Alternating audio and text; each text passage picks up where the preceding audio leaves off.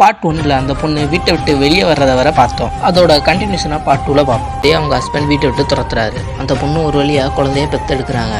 அந்த குழந்தையோட தனியாக தான் வாழ்கிறாங்க. வறுமை அவங்கள வாட்டி எடுத்துச்சு.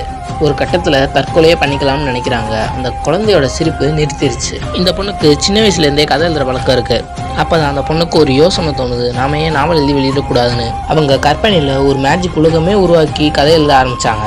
கிடைச்ச வேலையை செஞ்சு சாப்பாடு கூட சரியாக சாப்பிடாம அந்த புத்தகத்தை எழுதி முடிக்கிறாங்க.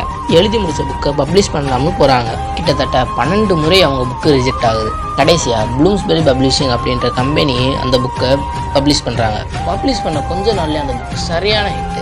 இன்றைக்கி அந்த பொண்ணு ஒரு பில்லியனர். இப்படி இவ்வளோ கஷ்டத்தை அனுபவிச்சு ஜெயிச்ச அந்த பொண்ணோட பேர் J.J. Rowling, the author of Harry Potter.